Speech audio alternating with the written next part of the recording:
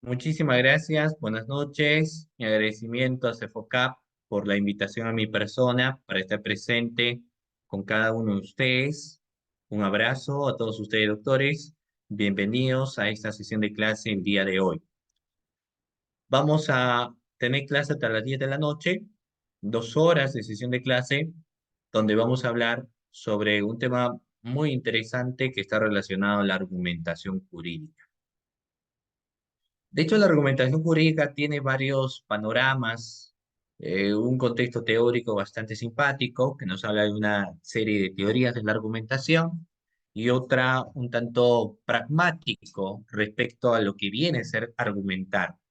De hecho, que cuando alguien empieza hablando de la argumentación jurídica, va a tener que ir de la mano en los contextos del día a día a través del proceso. Dentro de nuestro sistema procesal se va a ejercer una argumentación en los sistemas de audiencia, por ejemplo. Cuando uno quiere requerir una prisión preventiva, lo hace por escrito, el juez programa fecha y hora para dicha audiencia, y ahí hay que tener que fundamentar, hay que tener que argumentar jurídicamente, no es cualquier argumentación, no es una opinión. Tiene que ser una argumentación, por ejemplo, relacionada al cumplimiento de una serie de presupuestos materiales. En el caso de la prisión preventiva, los graves y fundados elementos de convicción, la prognosis de la pena, el peligro procesal, por mencionar algunos, ¿cierto? Y no cualquiera argumenta jurídicamente. Yo recuerdo que en una ocasión nos invitaron a, a un politólogo y a mi persona para hablar sobre la prisión preventiva. Si mal no me equivoco, era en el año 2019, inicio del 2019, o sea, hace 4 años atrás. Qué barbaridad, cómo pasa el tiempo. Y empezaban preguntando cuál es la opinión que tiene de la prisión preventiva. Y el politólogo decía que es un abuso, que la prisión preventiva no debe ser, se está abusando, no se está respetando la dignidad de una persona. La prisión preventiva ha sido creada como herramienta de inquisición y no debe ser. Entonces, damos una opinión de un contexto eh, arraigado más a un énfasis de considerar a la prisión preventiva como una institución que va sometiendo personas, ¿no? Pero lo curioso fue que cuando se le preguntó sobre los presupuestos materiales de la prisión preventiva, el politólogo no tenía la más mínima idea de la existencia de presupuesto material. Porque se le planteó lo siguiente, ¿no? Claro, se estaban jugando en el terreno mío. Porque le digo, entonces, bueno, todo lo que se dijo es respetable, es su posición, pero vayamos a analizar el primer contexto del por qué se habla del abuso de la prisión preventiva, más allá de cuadros estadísticos. Analicemos el primer presupuesto material, graves y fundados elementos de convicción.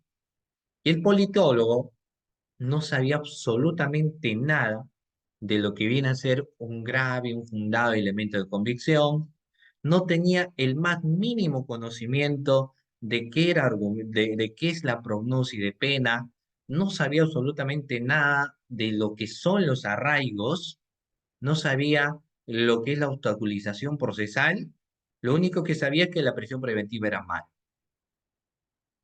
Entonces, daba una opinión o una argumentación, porque estaba argumentando, no jurídica, era más que una argumentación política, de esencia, de externa, ¿no?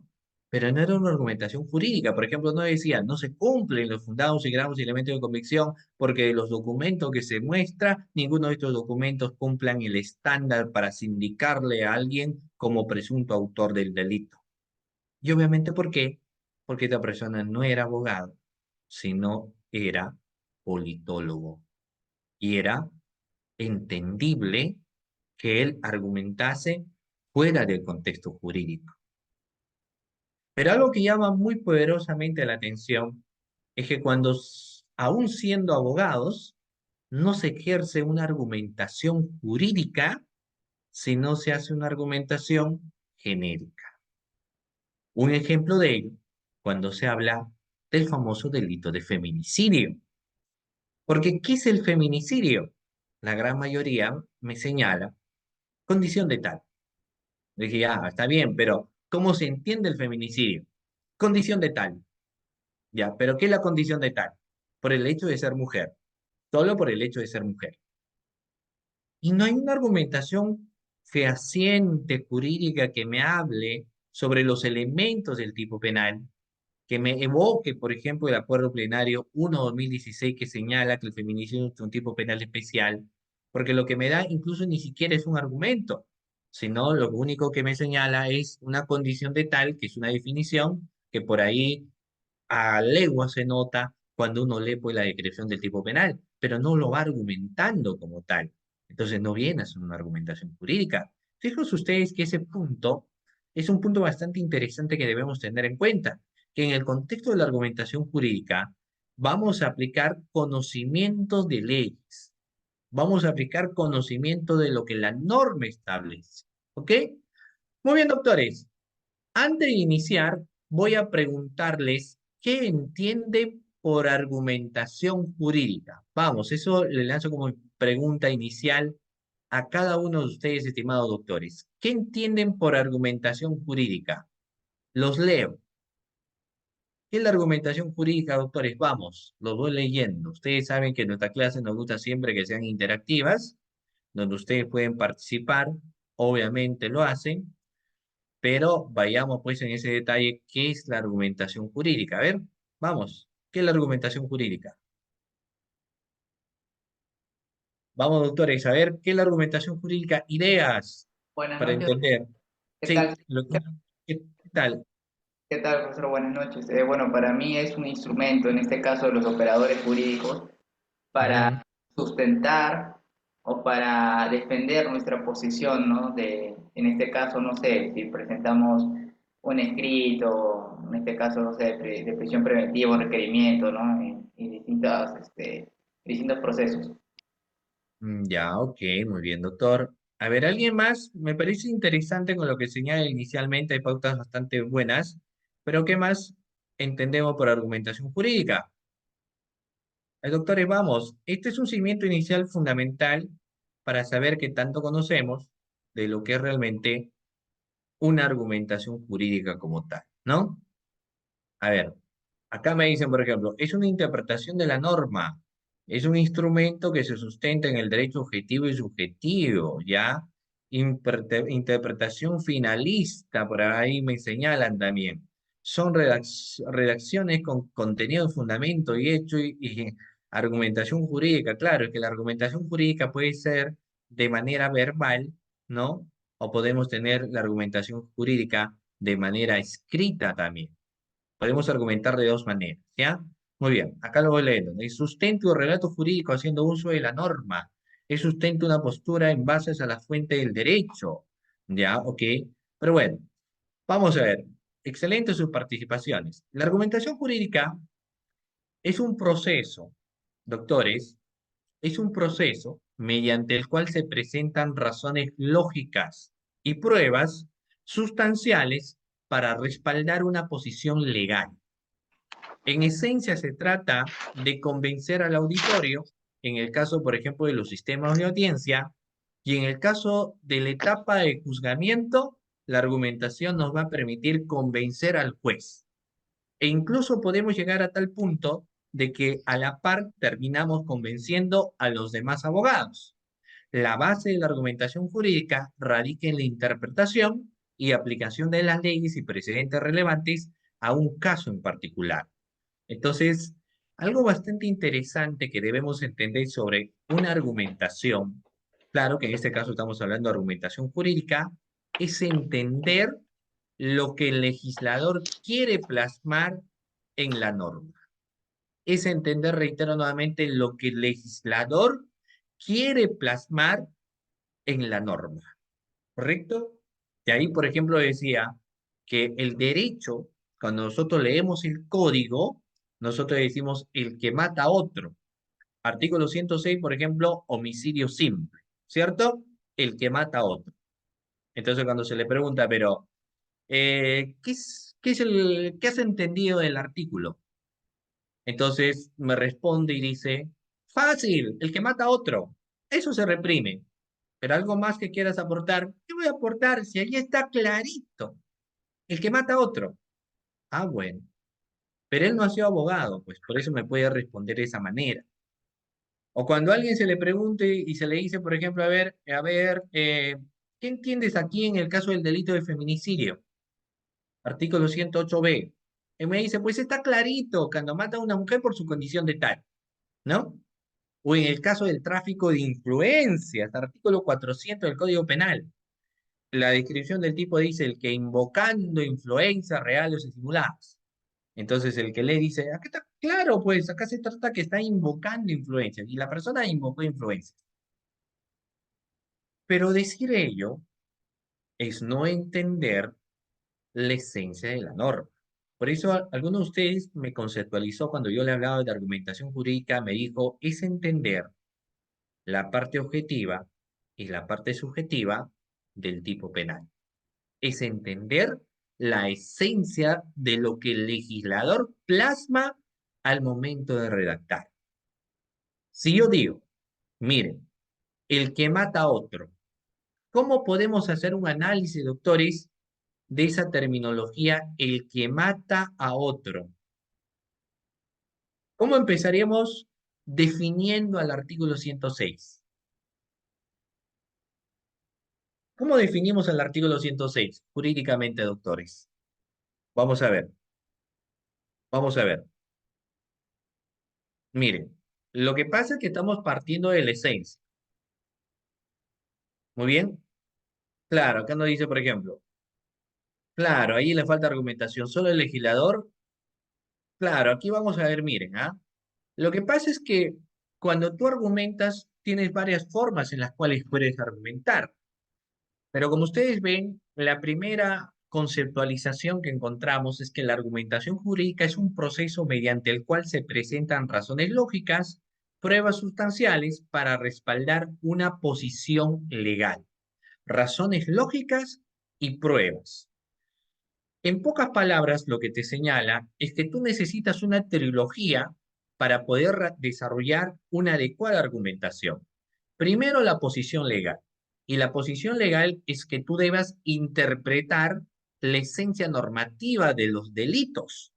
Luego de ello, puedes plasmarte a razones lógicas, porque el juez va a evocar también una argumentación al momento de emitir, por ejemplo, su sentencia, que no se aplica tanto esto para los sujetos procesales, y luego lo que va a respaldar tu argumentación jurídica es presentar medios probatorios como tal, ¿ya? Porque lo que existen es una gran diversidad de argumentaciones, argumentaciones léxicas, argumentaciones teóricas, fuente de argumentación y tiene la argumentación jurídica. Por eso es que cuando yo les decía, ¿cómo analizas el artículo 106 del Código Penal? Podríamos decir lo siguiente. Yo, si leo el artículo 106 y digo, el que mata a otro, me limito. Entonces yo tendría que hacer una mayor interpretación. ¿Qué me dice el artículo 106? Porque tendría que hablar en lenguaje de abogado. Y cuando tú argumentas jurídicamente, tú hablas en términos de abogado. Entonces el artículo 170 dirías, es el tipo base de los delitos contra la vida. Es un tipo penal genérico. Es un tipo penal cuyo verbo rector es matar, cuyo sujeto pasivo puede ser cualquier persona y que en su análisis subjetivo, el animus que tiene el autor o el sujeto activo es un ánimo que se va a dar al imperio del dolo. Entonces, cuando uno argumenta en un contexto inicial jurídico, dirá, nos encontramos ante un tipo penal genérico que consiste en quitar la vida a otra persona cuyo comportamiento se tiene que dar en base al dolo, directo incluso. Entonces, todo lo que yo he señalado es el análisis jurídico del artículo 106. Pero ¿quién te va a analizar jurídicamente? Solo un abogado. Si tú le haces leer a cualquier persona que no es abogada y le dices, a ver, léame el artículo 106, el que mata a otro. Esta persona va a desconocer quién es el sujeto activo, Va a desconocer quién es el sujeto pasivo. Si le dices, ¿cuál es el verbo rector? Dirá, ¿con qué se come eso? Dolo, ¿qué es el dolo? Obviamente no va a conocer todo ello porque la persona no es abogada o no es abogado. Correcto, y es normal. Entonces, lo primero que uno tiene que hacer es saber la esencia en palabras jurídicas. Si nosotros, por ejemplo, les digo, analicemos lo que es la legítima defensa. Y alguien te dice, a ver, ¿qué es la legítima defensa? Entonces uno tendría que empezar dando una explicación jurídica y tendría que decir más o menos lo siguiente. La legítima defensa es una causa de justificación. Se analiza a través de tres presupuestos existentes y que pueden denotar a una causa de justificación perfecta e imperfecta. Si es perfecta, se le exime de responsabilidad. Si es imperfecta, se la atenúa de responsabilidad. Y esta se va a ejecutar para salvaguardar un bien jurídico tutelado y el bien jurídico tutelado de otro. ¿De acuerdo? Entonces, ¿qué es lo que estamos señalando? Estamos señalando términos que no cualquier persona va a entender, ¿correcto? No cualquier persona que no sea abogado va a decir, "Uy, ¿cómo es esto de que es una causa de justificación? ¿Cómo es esto de que es perfecta o imperfecta? Porque es un lenguaje exclusivo de los hombres de derecho. Claro, es un lenguaje exclusivo. O sea, no estamos hablando, no, la legítima defensa consiste en defenderme. Claro, eso significa, pero el lenguaje que tú le estás dando es un lenguaje jurídico. Ese es algo importante para argumentar, ¿no? Para una argumentación jurídica en puridad.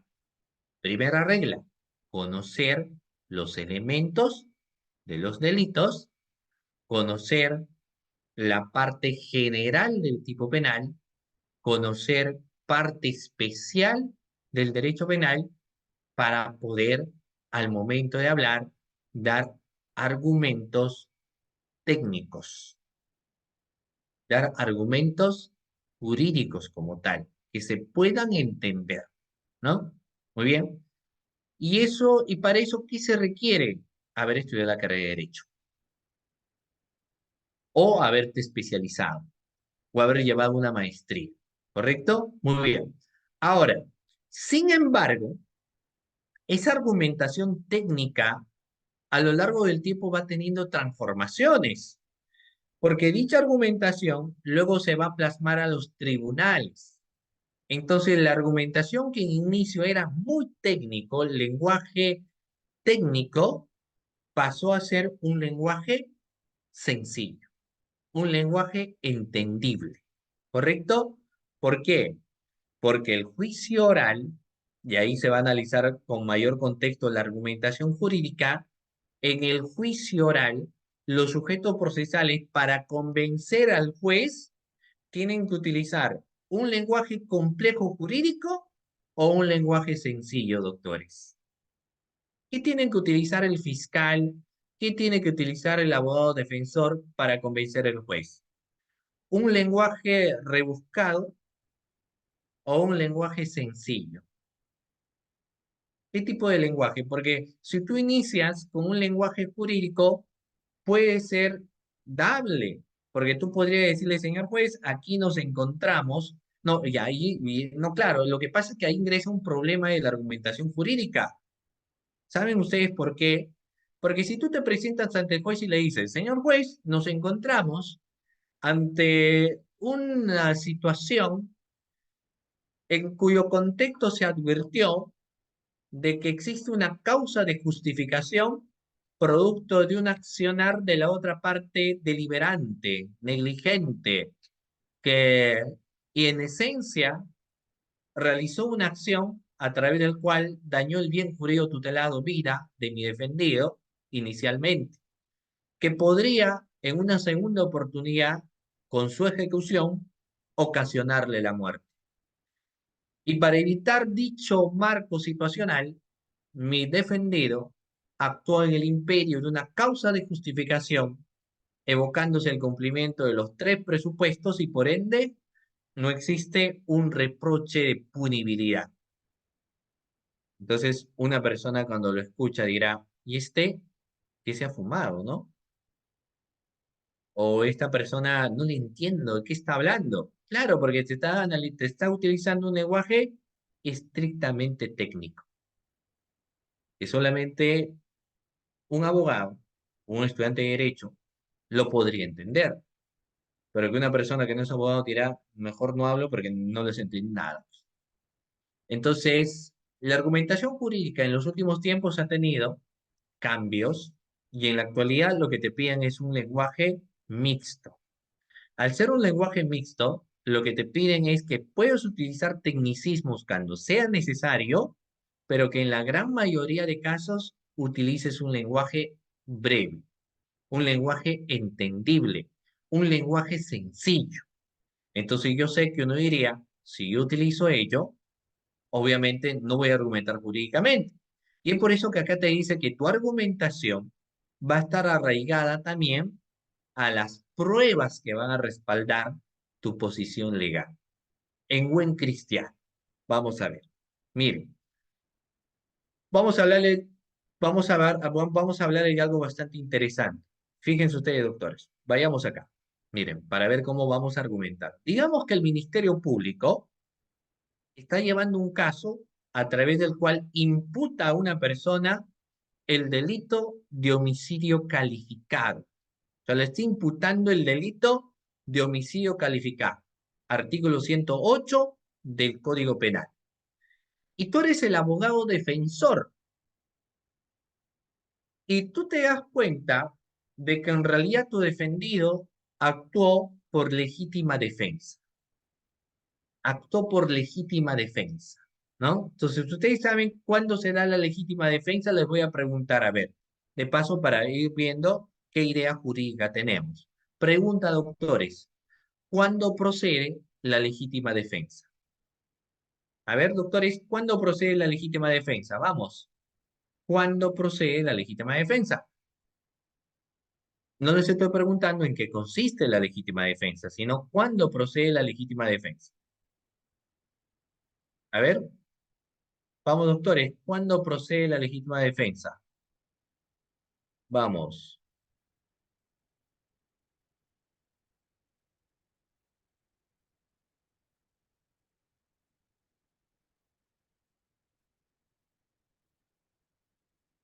a ver, vamos. Aquí los voy leyendo, doctores, vamos.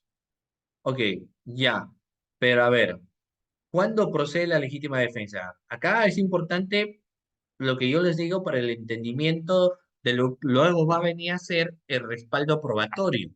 No les estoy preguntando qué es la legítima defensa, sino cuándo procede la legítima defensa.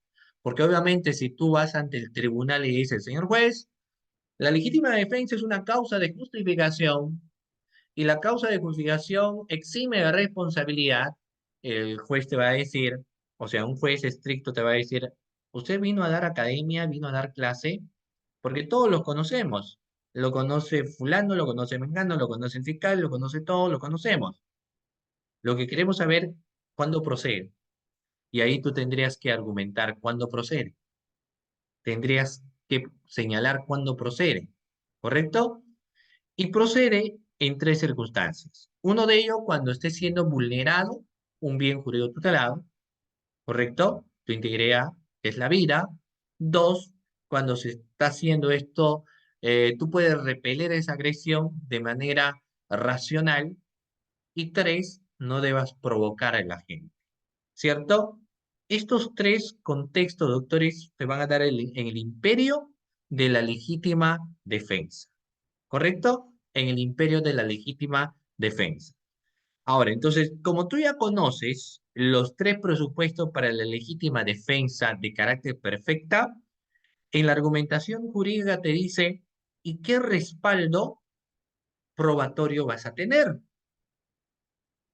En pocas palabras, doctores, anotemos, va a existir argumentación jurídica procesal cuando tengas un medio probatorio. Entonces, aquí ingresa, ¿qué pruebas podrías presentar para señalar que te encuentras dentro de un contexto de legítima defensa. ¿Qué medio probatorio podríamos tener? Por ejemplo, las cámaras de videovigilancia. ¿Correcto? ¿Qué más? La lesión que ha recibido el que actuó bajo el imperio de la legítima defensa. ¿Correcto?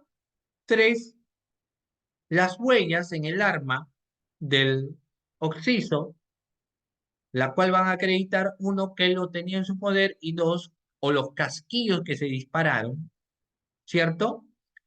Todo eso sería importante y saben ustedes por qué.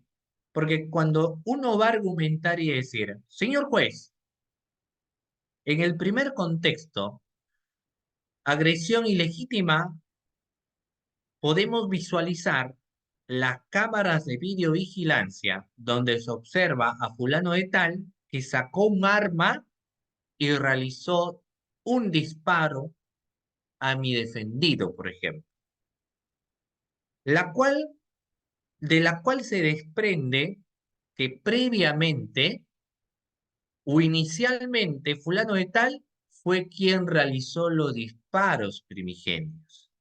Entonces, de esa manera, lo que está haciendo la persona es acreditar que inicialmente hubo una agresión previa, pero no lo va diciendo de una forma verbal solamente, sino que va explicando los medios probatorios que tiene. De igual forma, se evidenció que, que fulano de tal sacó un arma porque previamente la otra parte había realizado un disparo. Situación que fue corroborada por el testigo tal, por el testigo tal, por el testigo tal, ¿cierto? Entonces nos empieza enumerando a los testigos. ¿Qué estamos haciendo? Las reglas de la argumentación. Estamos aplicando ¿qué? Una posición legal de procedencia de la legítima defensa y aparte de ello estamos adhiriendo los medios probatorios que respaldan dicha posición legal, ¿correcto? Que respaldan la posición legal. Por eso es que es importante conocer en una argumentación jurídica el tipo penal y respaldado con los medios probatorios. Vayamos, miren, voy a hacerles una pregunta sencilla.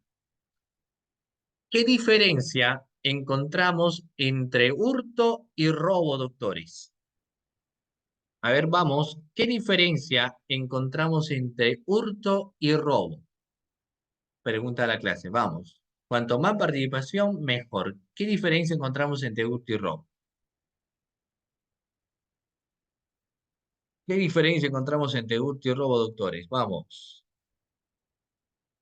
Claro, algunos me dicen el uso de la fuerza, ¿correcto?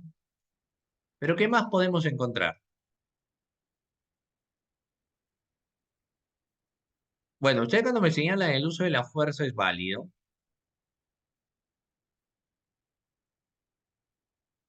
pero es lo único que vamos a encontrar, no, la violencia, ¿ok? La violencia de por medio. En ambos existe una sustracción del bien jurídico tutelado, ¿ok? Ya. Una vez que ustedes tengan conocimiento de ello, entonces van a decir lo siguiente. ¿Cuándo se configura un hurto? Miren, por eso que les digo que para argumentar es importante que nosotros debemos conocer el tipo penal. Entonces, en el hurto dice el quien se apropia, ¿no? De manera ilegítima de un bien total o parcialmente ajeno, sustrayendo del lugar de la esfera de dominio que pertenece a otra persona para pasarlo a tu propia esfera de dominio, ¿correcto? A tu propia esfera de dominio. Es decir, eso te señala el tipo penal. En el caso de robo, te dice el que mediante violencia o amenaza sustrae un bien total o parcialmente ajeno.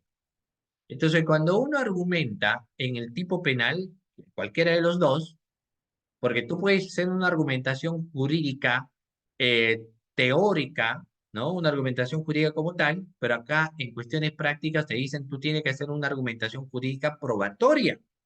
Entonces aquí ingresa lo siguiente. ¿Qué medios probatorios, doctores, podrían acreditar que ha existido un robo, por ejemplo? ¿Qué medios probatorios acreditan la existencia de un robo? ¿Qué medios probatorios podríamos tener?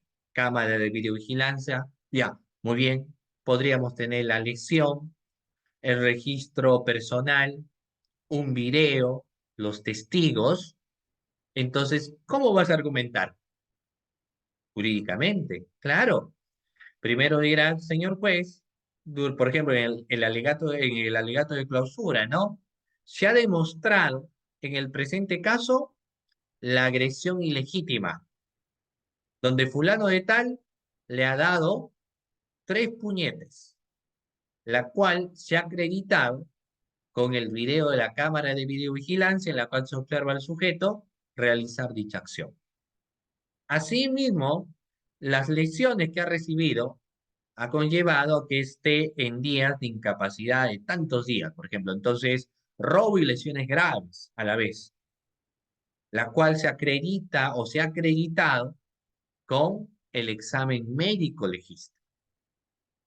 Entonces, fíjense ustedes que van describiendo los elementos del tipo penal y a la vez van señalando los medios probatorios que acrediten dicho ello, ¿no? Entonces me están dando una argumentación jurídica en base al tipo penal y en base a qué también, doctores, en base a los medios probatorios que se han obtenido. ¿Qué pasaría si yo doy el argumento y no tengo medio probatorio? Puede ser que estés dando una argumentación jurídica, pero que no tenga un aterrizaje práctico. Para que tenga un aterrizaje práctico, necesariamente tendría que existir los elementos probatorios como tal, ¿ya? Para un aterrizaje práctico, doctores, tendría que existir los elementos probatorios como tal. No nos olvidemos, por favor. ¿Estamos? ¿Sí? No nos olvidemos, ¿ok? Muy bien. Ahora, como yo quiero que exista participación, ¿están bien con sus audios, doctores? Vamos a hacer la siguiente, porque como es argumentación, en la argumentación va a ser importante que ustedes también tengan participación, ¿ya? ¿Están bien con sus audios? ¿Sí? ¿Sí? ¿Ya? Muy bien. A ver, vamos a hacer, doctores, lo siguiente. ¿Quién analiza? Si desean, utilizan el audio. Si no, no. A mí me gustaría que utilicen el audio. Pero lo que quiero decirles es en qué consistirá, por ejemplo, el delito de feminicidio. ¿Quién me dice en qué consiste el delito de feminicidio? Rápidamente, doctores, para ver cuestiones de lo que estamos señalando. En la KIPE, acá pide la argumentación. ¿Qué es el feminicidio, por ejemplo? ¿Qué viene a ser el feminicidio, doctores?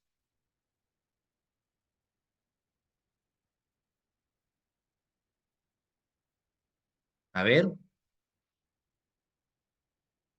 cuando hablamos del feminicidio, ya, el que mata a una mujer por su condición de tal. Vamos, ahora se van a lucir. Ahora se van a lucir, doctores. Miren. ¿Qué medio probatorio tienes para acreditar feminicidio?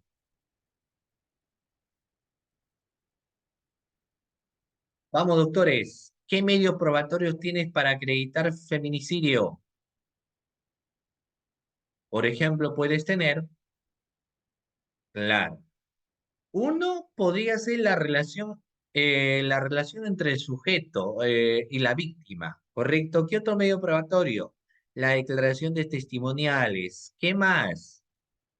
Las denuncias anteriores que podrían haber existido. ¿Qué más? La cámara de videovigilancia donde se advierte que lo han agredido. ¿Qué más? ¿Qué más puedes tener? El examen psicológico que arroja que la persona sufre de misoginia, o sea, odio a la mujer. Entonces, de esa manera, ahora ya, ¿cómo vas a concatenar? Vas a hacer una explicación que no cualquiera lo va a hacer.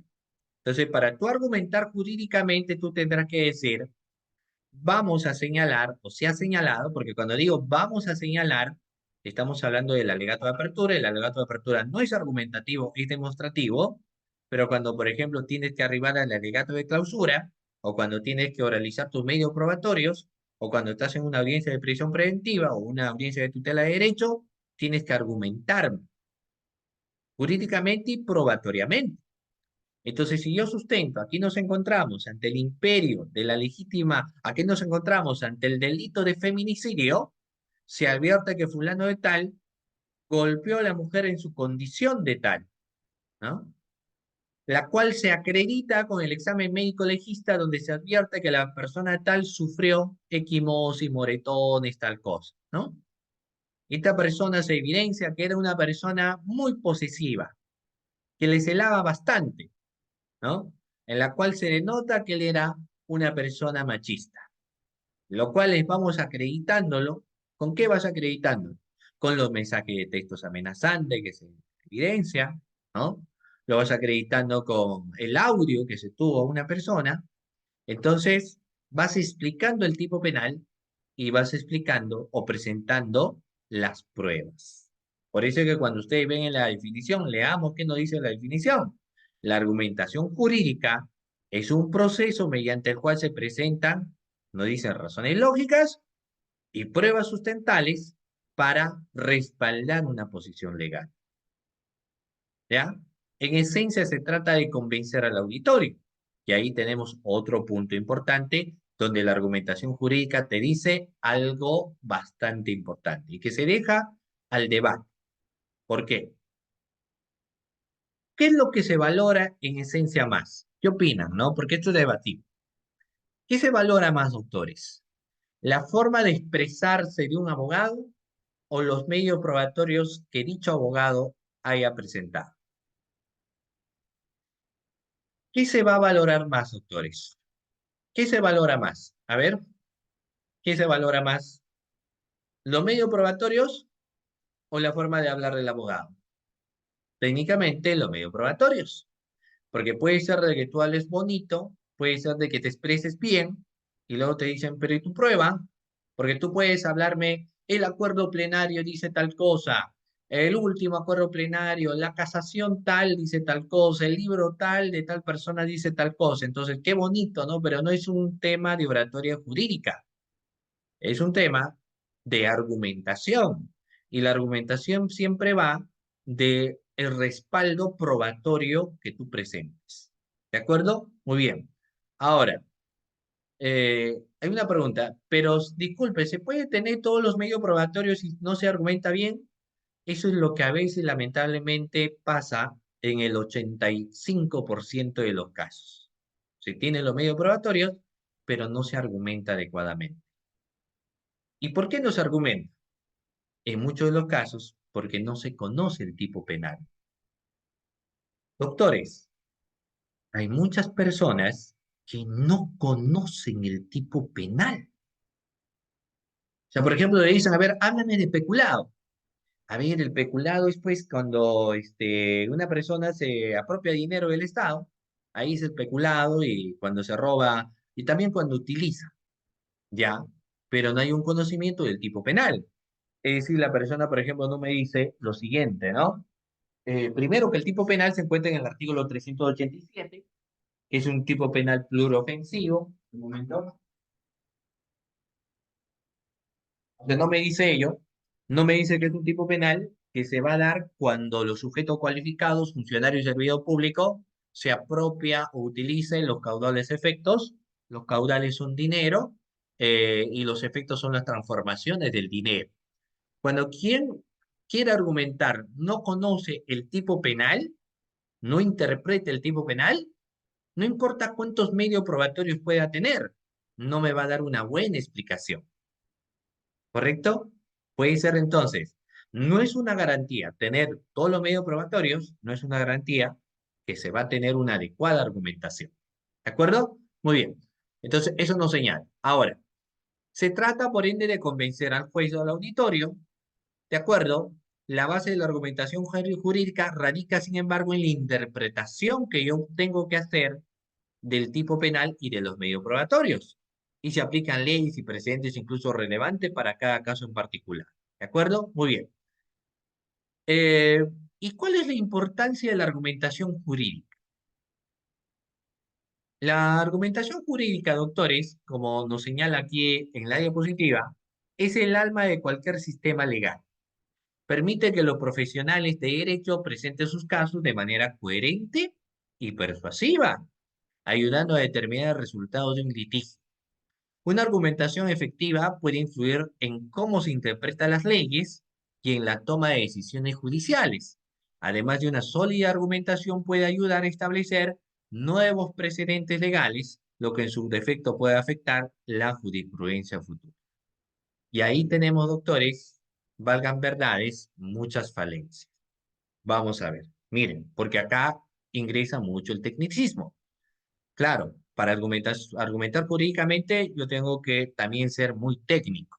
Miren, por ejemplo, ustedes pueden hacer a continuación la siguiente argumentación en contextos de ley y nace de la siguiente interrogante.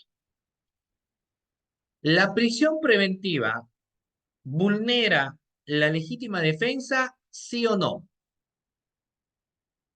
A ver, la prisión preventiva, miren lo que es interesante su partida, si nos equivocamos no importa, estamos aprendiendo. Pero yo quiero saber qué tanto podemos argumentar jurídicamente de manera adecuada. Entonces yo les estoy preguntando, ¿la prisión preventiva, doctores, vulnera la legítima defensa? A ver, vamos, son ustedes cerca de 100 personas que se encuentran aquí en la clase. A ver, vamos, doctores, su respuesta. Vamos.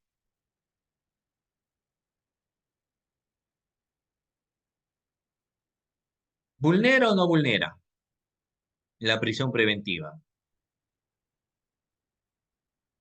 Vamos, algunos me dicen sí, algunos me dicen no, ¿correcto? Vamos. ¿Y los demás? ¿Vulnera o no vulnera, doctores? Vamos. Miren, quienes han señalado que vulnera, ¿por qué?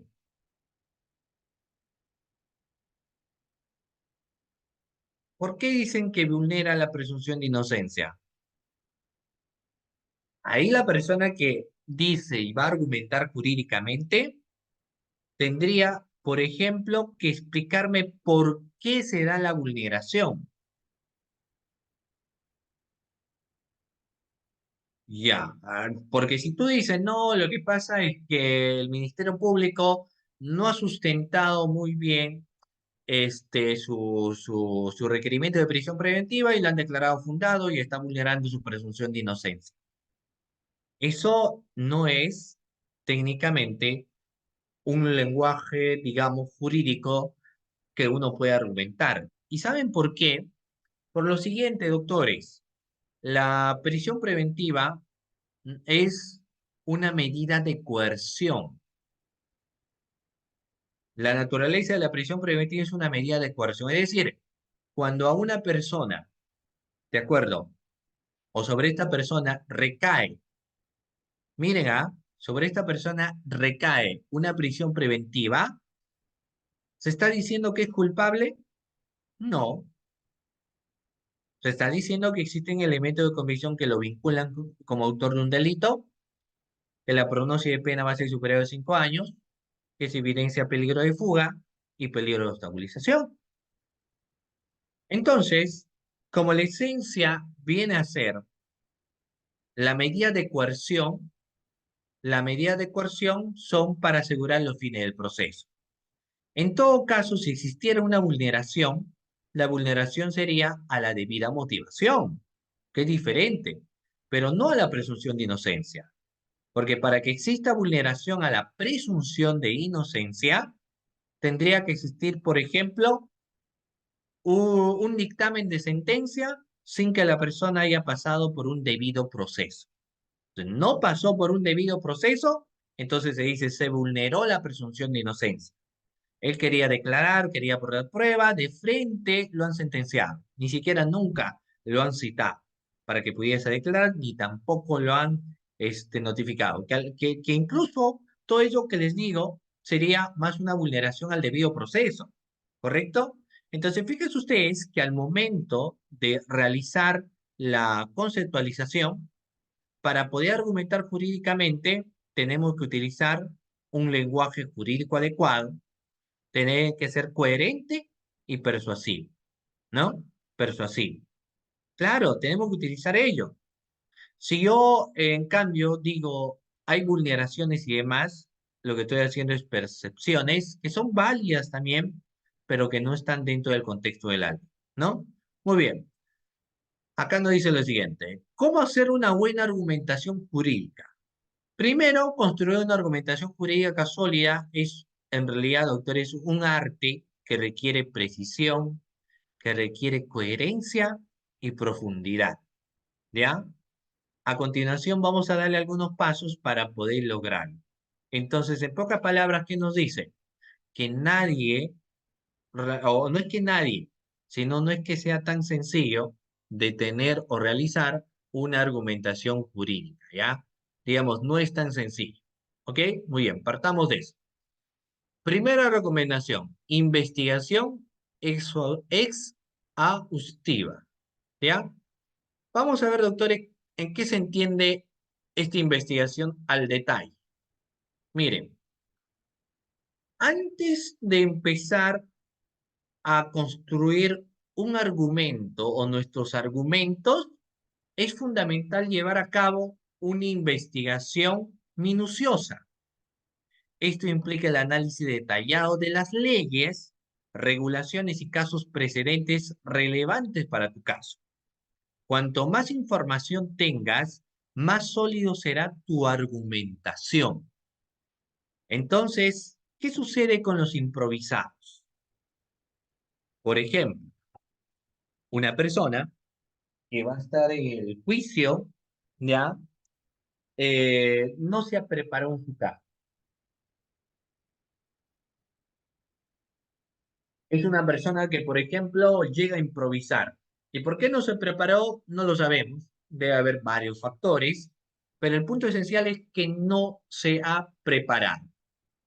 Entonces llega al juicio oral y empieza a leer el escrito o empieza a la audiencia de prisión preventiva y empieza a leer lo que se encuentra ahí. Y eso es lo que empieza a hacer, full lectura. Y nada más que leer y leer y leer. Eso es lo que va haciendo. Fuera de ello no dice absolutamente nada. Entonces, ¿qué va a suceder, doctores, en esos casos? La persona no investigó al detalle, ¿no?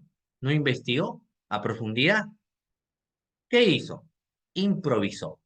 ¿Ustedes creen si una persona improvisa, podrá argumentarme adecuadamente? No. ¿Y por qué no va a argumentar adecuadamente? Porque es necesario no solamente conocer los hechos, sino que es importante, aparte de ello, conocer el tipo penal y conocer los medios probatorios que yo tengo, o conocer los presupuestos de las instituciones procesales.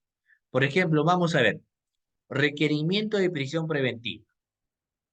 Partamos de quien va a argumentar ser el abogado defensor, el abogado de pie o abogado litigante. Entonces, si el abogado litigante, doctores, va a ir a una audiencia de prisión preventiva, tiene que ir con herramientas. Y yo les pregunto, ¿cuáles son las herramientas que va a tener el abogado defensor particular en una audiencia de prisión preventiva? ¿Con qué herramientas tiene que ir, doctores? ¿Con qué armas tiene que acudir a una audiencia de prisión preventiva? Les pregunto, va, es importante su participación. Vamos, doctores, ¿con qué tiene que ir? A ver, ¿con qué tiene que ir, doctores?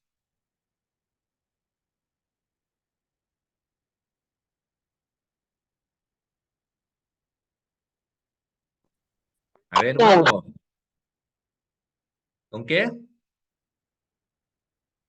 A ver, lo voy leyendo acá. Tengo a la otra, claro, porque, ¿qué? O sea, es una audiencia de prisión preventiva, ¿qué es lo primero en la que te preparas? Buena teoría del caso, demostrar que el acusado sí puede ser localizado, fundamentos y graves elementos de convicción. Estoy hablando desde el contexto de la defensa. Los cuatro arraigos, prognosis de pena, como medios probatorios que lo vinculen en el delito, con los medios probatorios, muy bien. Todo lo que me han dicho está bien. Si ustedes me han dicho, doctores, miren, mucha atención. Si ustedes me han dicho, tengo que saber los arraigos, tengo que saber los graves y fundados elementos de convicción, tengo que saber la prognosis de pena.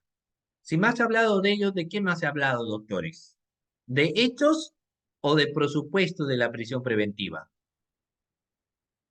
¿De qué más se ha hablado? ¿De hechos o de presupuesto de la prisión preventiva? ¿De presupuesto o de hechos? ¿De presupuestos? ¿De presupuesto de la prisión preventiva? Claro. Entonces, ¿cuál es la primera recomendación para un primer abogado que vaya a una audiencia de prisión preventiva y que quiera hacer una argumentación espléndida cuando está frente al juez de garantías? Lo primero que tiene que hacer es conocer la institución de la prisión preventiva. Es lo primero que tiene que hacer. Conocer la institución de la prisión preventiva. Es decir, tiene que dominar al revés y al derecho los graves y fundados elementos de convicción. La prognosis de pena superior a 15, a 5 años. El peligro procesal, peligro de fuga y peligro de obstaculización. Doctores, tiene que conocer, como les digo, al revés y al derecho la institución de la prisión preventiva. Si no conoce, está yendo a perder. Lo primero que tiene que conocer es la naturaleza de la prisión preventiva, entender la institución, entender qué es grave y fundado elemento de convicción, entender qué es el peligro procesal. Es decir, primero, si me va a argumentar jurídicamente, tiene que saber la institución, ¿cierto? Porque ahí va a atacar, pues. Ahí va a decir, lo que te pide la norma, grave y fundado elemento de convicción. La Corte Suprema ha establecido que para entender que sea grave, es necesario que la vinculación entre el medio probatorio con el imputado tiene que cumplir ciertos estándares como ser pertinente, ser conducente y ser útil para que haga una vinculación directa. En este caso no lo cumplen, por ejemplo. ¿De acuerdo? Entonces, tiene que conocer la norma de la institución de la prisión preventiva. Después de conocer la norma de la institución de la prisión preventiva, ¿qué es lo que tiene que saber? Vamos, doctores, si así te contrata como un abogado defensor y asume la audiencia de prisión preventiva, tú tienes que saber en qué consiste la institución. Y después de saber en qué consiste la institución, ¿qué es lo que también tienes que saber? A ver, ¿qué es lo que también deben saber, doctores? A ver, vamos, a ver qué se le ocurre. ¿Qué más deben saber? ¿Deben saber los hechos o no deben saber los hechos? Claro, las condiciones, no, los hechos. Mira, los hechos tú tienes que saber. Claro, tú tienes que saber los hechos. No, o sea, miren, vamos por eso, hay una estructura de la argumentación. Primero, quien va a enfrentar y va a tener que realizar una adecuada argumentación en la audiencia de prisión preventiva, tiene que conocer la institución de la prisión preventiva. Yo sé ustedes que me han hablado los arraigos, todo lo demás, eso es lo que dice la institución. Tú tienes que conocer la institución de la prisión preventiva. Por eso es que si tú ingresas diciendo proporcionalidad de la medida, duración de la medida, casación de Moquegua 626-2013, ya vamos mal. Porque tú tienes que saber lo que el tipo penal, lo que el código te establece, los tres presupuestos materiales. Después que tú ya conozcas la institución de la prisión preventiva, tú tienes que empaparte con los hechos. A ver, ¿qué hechos son? ¿De qué trata? En los hechos que te narran, ¿cierto? De los hechos recién formas una teoría del caso. De los hechos recién formas tu teoría del caso. Y dices, ¿cómo voy a enfrentar esta audiencia con estos hechos que yo tengo, ¿no? Porque claro, tú ya dominas el tipo penal, tú ya sabes cuáles son los hechos y ahora tú tienes que ver a tu costado y decir con qué medios probatorios cuento para poder reforzar lo que voy a exponer, lo que voy a argumentar. Entonces ahí, por ejemplo, podrías presentar varios medios probatorios, ¿no? Varios elementos, en el caso de los arraigos también. Entonces, cuando empiezas a sustentar, vas a sustentar como eres defensa en el no cumplimiento de los presupuestos materiales, ¿no? Por ejemplo, sobre los graves y fundados elementos de convicción, no se logra vincularlo a la persona como autor del delito porque en realidad esta persona no ha participado en el proceso de licitación, a pesar de que él era funcionario, lo cual se acredita con lo que es, digamos, la participación de la persona en determinado proceso, en la cual, como ustedes pueden ver, no se advierte que me he defendido, ha participado. Entonces, vas atacando los graves y fundados elementos de convicción. Sobre el peligro procesal, de la misma manera, para atacar el peligro procesal, ¿qué medios probatorios tú tienes? Entonces, me vas haciendo una argumentación como hace un momento les he señalado, que la argumentación tiene que ser en base a la naturaleza del delito y en base, doctores, a los medios probatorios que yo tengo que hacer. Pero para poder llegar a ello, tenemos que desarrollar una investigación. Si no investigamos, no llegamos a ello. Por eso dice, antes de comenzar a contradicir tu argumento, es fundamental llevar a cabo una investigación exhaustiva. Esto implica el análisis detallado de las leyes, regulaciones y casos precedentes relevantes para su caso, ¿no? Cuanto más información tengamos, más sólida es nuestra argumentación. Menos argumentación tengamos, menos es. Por ejemplo, les voy a preguntar bajo esa primera, porque mira, ustedes estamos acá, cómo hacer una buena argumentación jurídica. Muchas veces a los abogados defensores recién los convocan en el estadio del juicio oral, ¿no? O sea, aparecen en juicio. No han estado en investigación preparatoria, no han estado en etapa intermedia y recién van apareciendo doctores en la etapa estelar del proceso de juicio oral. Tú, abogado defensor, que te encuentras en juicio, la pregunta es, mira, tú que te encuentras en juicio, la gran pregunta es, ¿ok? Doctores, ¿qué es lo primero que tendría que hacer o en base a su experiencia que ustedes han tenido? ¿Qué es lo primero que hace un abogado que asume el caso en juicio? ¿Qué es lo primero que hace el abogado que asume el caso en juicio, doctores? ¿O qué es lo que debería? Si en el caso no han tenido juicio, ¿qué es lo primero que debería hacer el abogado cuando asume recién por primera vez el caso en juicio? A ver, vamos, doctores, ¿qué es lo primero que tiene que hacer? Leer el expediente. Muy bien, la doctora Sandra. Analizar el expediente. ¿Qué más haríamos, doctores? Lo dejamos ahí el expediente votado, etcétera. No, claro, hay que estudiarlo, ¿correcto? Hay que revisar el auto de enjuiciamiento. De eso, claro, hay que tener acceso al expediente. Por ahí alguien me dice plazo para investigar. Ya, bueno, pero hay que revisar el expediente, es lo primero. ¿Qué pasa si yo no leo el expediente? ¿En qué podríamos caer? En una improvisación. Entonces, uy, no he leído el expediente porque estaba haciendo varias cosas, se me pasó, entonces voy a buscar improvisar. Y eso no es, pues, ¿no? No es que tú vas a venir acá a improvisarme, a decirme esto creo que es así, esto creo que es de la otra forma, no, de ninguna manera. Sino yo entiendo que tú llegas a argumentar, ¿no? Para argumentar, tú tienes que investigar, investigación es exhaustiva, por eso me dice. Tú tienes que empezar a leer todito, ¿no? Todo, ¿ya? Muy bien. Y si no lees, lamentablemente puedes llegar a improvisar, ¿ya? Tienes que saber qué del expediente, aparte de eso, a ver.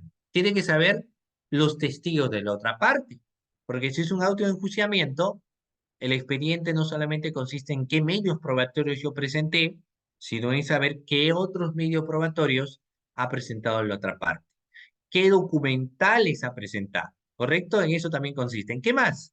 Aparte de las documentales, doctores, ¿qué más consiste? Ah, bueno, aparte de las documentales que ha presentado, necesito saber los testigos, si tiene un perito y demás. Tengo que saber todo. Por eso que el primer paso para una adecuada argumentación jurídica es leer la investigación exhaustiva que debo tener. En el caso del Ministerio Público, ni qué decir, ¿cierto? Porque tiene que desarrollar una investigación tremenda, una investigación enorme respecto a ello. ¿Estamos de acuerdo, doctores? Estamos, sigamos. Luego tendremos la identificación de puntos claves. ¿Cómo es la identificación de puntos claves? Una vez que hayas reunido la información necesaria, identifica los puntos claves que respalden tu posición.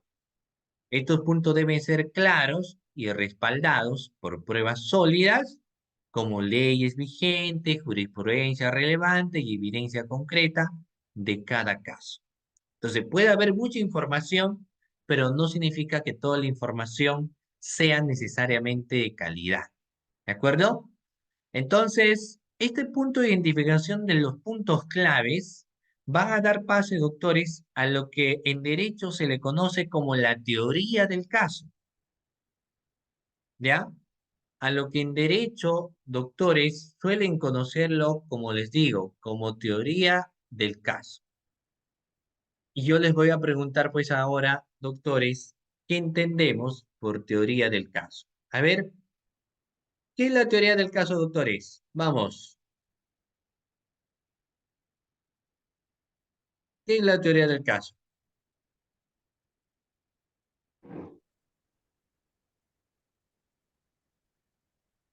¿Quién me dice? Vamos, participación.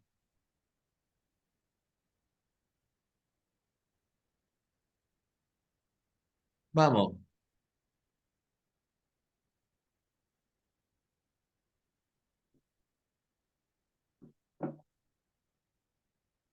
a ver, ¿qué es la teoría del caso? Porque todo lo señalado aquí ingresa pues dentro del auge, como hemos señalado, de una adecuada argumentación también, ¿ya?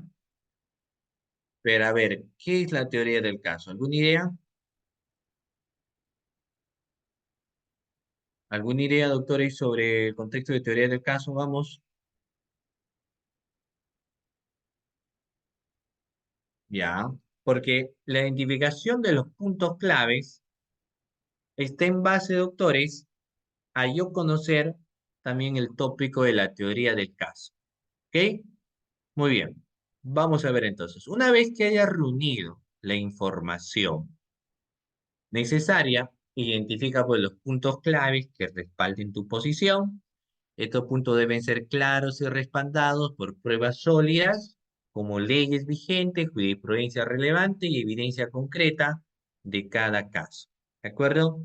Así lo van, digamos, estipulando. Así, bueno, vamos a ver aquí, lo van señalando en reglas también de argumentación y otros contextos importantes que luego hay que tener que analizar. Ok, entonces la teoría del caso. Ustedes saben que cuando ya se empieza a hablar de teoría del caso, es importante es hacer una argumentación. Claro, lo que pasa es que estamos dando los pasos, porque tenemos nosotros que entender de que para llegar a un estadio, como viene a ser la etapa de juzgamiento, y para llegar con una buena argumentación, se parte, como hemos señalado inicialmente, de un estudio exhaustivo. O sea, que estudiar exhaustivamente, ¿de qué trata? Después de ese estudio que hemos desarrollado, hay que hacer la identificación de cuáles vienen a ser, pues, doctores, los puntos claves que nosotros podemos tener. Después de los puntos claves, ingresa el hecho de que yo tenga que hacer en los puntos claves, ir trabajando lo que va a venir a ser mi teoría del caso. Y la teoría del caso, como nosotros sabemos, tiene que cumplir una serie de estándares. ¿Cómo una serie de estándares? Bueno, vamos a ver a continuación. Lo que pasa es que los estándares respecto a lo que es la teoría del caso nos habla de una serie de premisas también, como las premisas fácticas, las premisas jurídicas y claro que sí también nos habla de lo que vienen a ser las premisas probatorias. ¿De acuerdo? Muy bien, reitero nuevamente. Las premisas fácticas, aquí para hacer una argumentación de hechos adecuados, está relacionado a cómo yo expongo los hechos. Y hemos dicho que los hechos se pueden exponer de varias formas, pero sobre todo porque existe, doctores, lo que se llama hechos precedentes, hechos concomitantes y hechos posteriores, ¿cierto? ¿Alguien de ustedes me puede señalar qué son los hechos precedentes, estimados doctores? ¿Alguna idea de lo que son los hechos precedentes? ¿Qué es lo precedente? Porque eso va a ingresar también en mi sustentación. No sé, cuando sustento, tendré que señalar cuáles vienen a ser, doctores, los hechos precedentes. Claro, la antesala, lo primigenio que debemos tener en cuenta, esos son los hechos precedentes. Los hechos concomitantes, doctores, pues no son otra cosa que los hechos en subsunción del delito. Esos son los hechos concomitantes. Y los hechos posteriores son todo lo que ha acontecido con posterioridad al aspecto delictuoso. Entonces, por eso tenemos hechos precedentes, hechos concomitantes y hechos posteriores. Después de que nosotros vamos identificando pues los puntos claves en narración de los hechos precedentes, o sea, puntos claves en narración. Después de haber identificado los puntos claves en narración, tenemos que pasar, doctores, básicamente a lo siguiente, ¿ya? Obviamente digo, puntos claves en narración. Después de ello, pasamos a la fundamentación jurídica. Y para hablar de la fundamentación jurídica, la regla general es que yo tenga que conocer cuáles son, por ejemplo, los elementos del tipo penal en concreto, ¿ya? Yo tengo que conocer, doctores, cuáles vienen a ser los elementos del tipo penal en concreto. Digamos que esa es una especie de una regla obligatoria, ¿ok? Muy bien. Y después de conocer los elementos del tipo penal, recién paso a los contextos probatorios. Vamos a ver aquí lo siguiente. Muy bien. Miren, si por ejemplo en muchas personas, y esto va cómo atacar la argumentación también del fiscal. Para eso yo tengo que, mi fuerte o el fuerte de un abogado tiene que conocer, tiene que ser conocer sus tipos penales, dominar los tipos penales. Eso tiene que ser, doctores, un factor elemental que uno debe tener en cuenta. Conocer nuestros tipos penales. Si desconocemos nuestros tipos penales, ahí vamos a tener una serie de problemas, estimado participante. Reitero, si nosotros no conocemos nuestros tipos penales, vamos a tener un problema. Yo les digo, por ejemplo, hubo una vez un caso donde el fiscal no logró argumentar muy bien la configuración del delito de colusión. ¿Qué es lo que había pasado? El fiscal llevó pues todos sus medios probatorios, ¿no? Pero a pesar de que había llevado todos sus medios probatorios existentes y por haber, ¿saben ustedes lo que había sucedido? El fiscal no señaló en sus medios probatorios lo siguiente. O sea, el fiscal no hizo lo siguiente. Dijo, la colusión consiste en la existencia de una concertación. Debe haber concertación, dijo el fiscal. Y acá en el caso se está demostrando la existencia de la concertación que ha existido entre los intraneos y los extraneos. Pareciera que hasta ahí la fundamentación está, pues, digamos, en algo, ¿no? Pasable. Pero ¿saben ustedes luego lo que dijo el fiscal? Luego dijo, por eso probamos la existencia de este tipo penal. Entonces, el abogado, que llevó obviamente su curso de argumentación, decía que la posición que había tenido el fiscal no era una posición inicial adecuada. ¿Por qué no era una posición inicial adecuada? Porque el fiscal lo que tenía que haber señalado es básicamente que, por ejemplo, doctores, era vital que señale si el funcionario tal ha tenido algún tipo de participación de manera directa o indirecta en algún proceso de contratación o adquisición. Y el fiscal no ha señalado lo que el primer elemento del delito de colusión lo establece, que es los graves y fundados elementos de convicción que vinculen a una persona como autor o partícipe de un hecho delictuoso. El fiscal no lo ha señalado.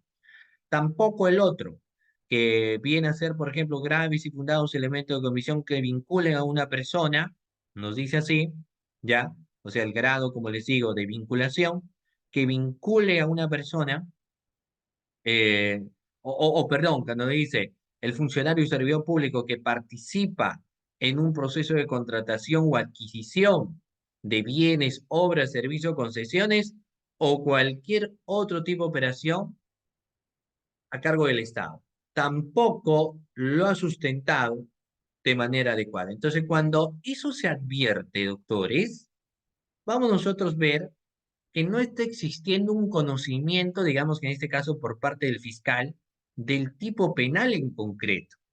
Y si no existe una fundamentación como tal, entonces la premisa jurídica por sí solo se cae. Por eso hay que identificar esos puntos claves, no solamente para argumentar nosotros de manera adecuada, sino obviamente para atacar la argumentación de la otra parte. ¿Estamos? Sí.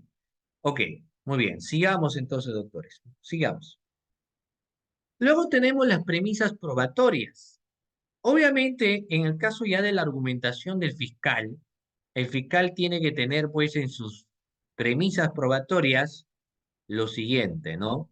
La cuestión de pertinencia, la cuestión de conducencia, pertinente, conducencia y utilidad. O sea, se tienen que visualizar los tres. ¿Cuándo es pertinente? ¿Cuándo es conducente? ¿Y cuándo viene a ser, pues, doctores, útil? Se tiene que analizar todo ese contexto que yo les señalo y que resultan siendo importantes, ¿ya? Y eso también para la defensa, porque la defensa tendría que saber con qué medios probatorios finalmente está contando. Una vez que se identifican ello, por eso nos dice, una vez que se haya reunido la información necesaria, se identifican los puntos claves que van a respaldar nuestra posición, por eso elaboramos una teoría del caso, y de ser posible hay que presentar una teoría sólida. Pero también le decía que no siempre se va a presentar una teoría sólida, que no es, digamos, una regla de obligación, porque no es pues una exigencia necesaria ir presentando las teorías o estos contextos, ¿no? Existen otras pautas en todo caso. La estructura lógica. Una buena argumentación jurídica debe tener una estructura lógica y organizada. Divide tu argumento en secciones claramente definidas, cada uno respaldado por un punto específico. Utiliza encabezados, párrafos cortos para facilitar la lectura y comprensión. Por ejemplo, vamos a ver, digamos que tú vas a presentar una tutela de derecho. De ahí también tú tienes que argumentar, ¿cierto? Muy bien. Primero, como les digo, yo tendría que conocer el tipo penal o tendría que conocer la institución procesal. En este caso concreto, tendría que conocer la institución procesal de lo que viene a ser la tutela de derecho. Entonces yo les pregunto, doctores, ¿qué viene a ser la tutela de derecho? A ver, ¿alguna idea? ¿Quién me dice qué es la tutela de derecho, doctores? Pregunta. ¿Qué es la tutela de derecho? A ver, doctores, vamos. ¿Quién me dice qué es la tutela de derecho? Es una regla importante, ¿ah? ¿Qué es la tutela de derechos de autores? A ver, vamos. Algunos de ustedes, recuerden que tienen la opción de levantar la mano también, para que en todo caso hagan una pregunta mejor directa, ¿no? Nos puede ayudar muchísimo también a los grados de interacción. Pero ahora, si me vas a argumentar una tutela de derecho, resulta importante que tú me señales qué es la tutela de derecho. Ideas, doctores, sobre lo que es la tutela de derecho, quizá por ahí. Nadie.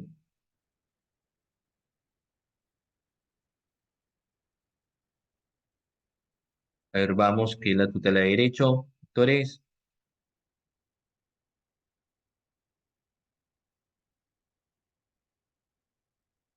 ok, vamos a ver. Vamos a ver. Muchos me han estado pidiendo, como es de tutela de derecho, me han estado pidiendo también algunas PPTs, doctores, de la etapa de juzgamiento, ¿ya? Entonces, ¿quiénes, aparte de las diapositivas, quieren un material adicional? Acá les estoy dejando mi número de WhatsApp, que es el 997-588013. ¿De acuerdo? Ahí lo voy dejando. 997-588013. Ustedes ahí me whatsappean, ¿no? Obviamente antes de las 10 de la noche, que es la que termina la clase, para pasarles esos materiales del juicio oral, ¿no? Para que ustedes tengan ahí mejor, pues, conocimiento, dicho sea de paso, ¿ya? Ahí les estoy dejando el número, 997-588013. Ok, doctores, sigamos. Muy bien. Entonces, en una tutela de derecho, cuando uno recurre, en muchos de los casos uno va a recurrir cuando evidencia que se están vulnerando una serie de derechos fundamentales de la persona. Entonces yo tendría en ese sentido que conocer cuáles son los derechos fundamentales que tiene un individuo, ¿no? Reconocido solamente en el Código Procesal Penal. Tendría que haber esos derechos fundamentales inicialmente. Y dentro del marco de sus derechos fundamentales, pues, doctores, ¿qué es lo que tendríamos que visualizar o qué es lo que tendríamos que ver? Fundamentalmente lo siguiente. Mira, un derecho fundamental que él tenga, eh, digamos, saber cuáles son primero los cargos formulados en su contra, ¿no? Y si la han detenido, si existe o no existe una orden de detención girada en su contra. Se debe tener en cuenta eso, ¿cierto? O si el fiscal emitió algún tipo de disposición y no ha fundamentado dicha disposición, entonces también se tiene que tener en cuenta ello. ¿Por qué no se ha dado la fundamentación correspondiente? ¿No? Entonces, fíjense que aparte de la naturaleza, obviamente, del tipo penal, tenemos que analizar otros contextos mm, parecidos también, ¿no? La estructura lógica. Siempre tiene que ser dividir esquemas, señalar esquemas, explicar esquemas. Uso de precedentes. El uso de precedentes en la argumentación jurídica es importante, sí, pero en algunas ocasiones como que no lo van, no es que no lo van a utilizando, pero terminan teniendo pues unos auges bastante interesantes que, como les digo, no siempre tienen una esencia absoluta, ¿no? Sino que en algunas ocasiones es diferente.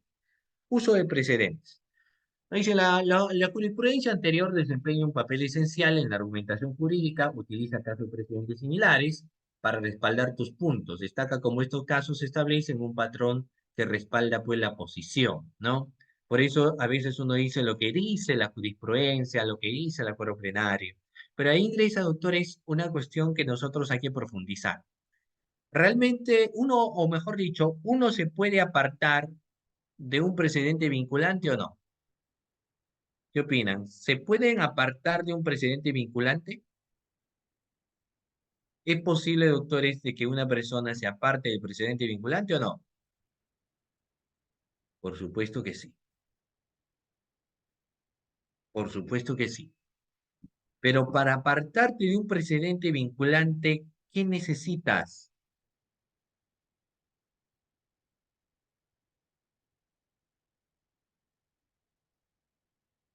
¿Qué se necesita o qué necesita una persona, doctores, para apartarse de un precedente vinculante? A ver, ¿qué se necesita para apartarse de un precedente vinculante?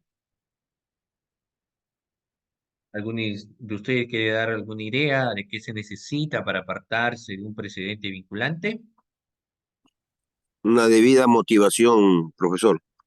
Claro, tiene que haber una debida motivación para que nosotros podamos apartarnos de lo que viene a ser, pues, doctores, un precedente vinculante. Hay que apartarnos, ¿cierto?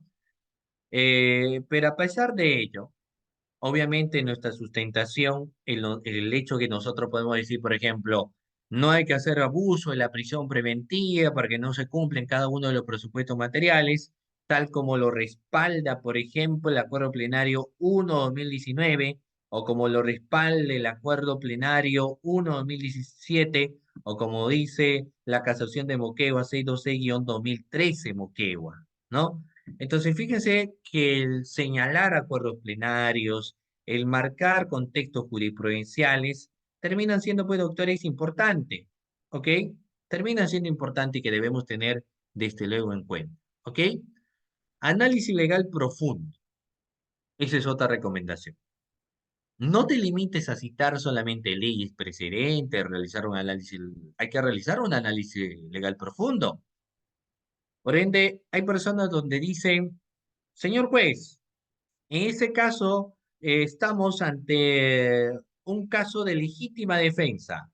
Ya lo establecido el acuerdo plenario tal, y no dice qué punto el acuerdo plenario lo ha establecido, ¿no? O sea, no señala concretamente cuál es el punto del acuerdo plenario que ha establecido cuál o determinada situación. No lo establece.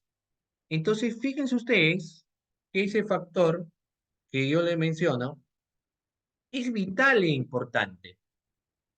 Si tú me vas a evocar un acuerdo plenario, tú tendrías que señalarme la importancia de dicho acuerdo plenario, el por qué es el acuerdo plenario, cuál es el punto esencial del acuerdo plenario que has utilizado en el caso concreto para poder realizar tu argumentación jurídica, el análisis de profundo, ¿ya? Muy bien, doctores, vamos a ver, hemos abarcado casi media hora, o mejor, hora y media, ¿no? ¿Cómo pasa el tiempo? Hasta aquí.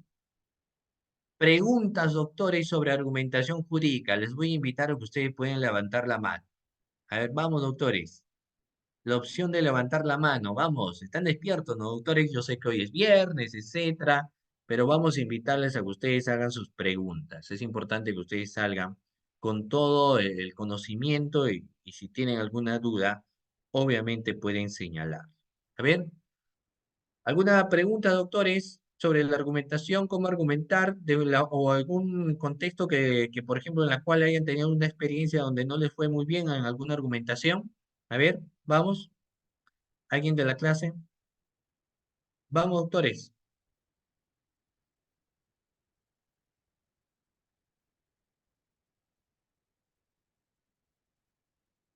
Muy bien.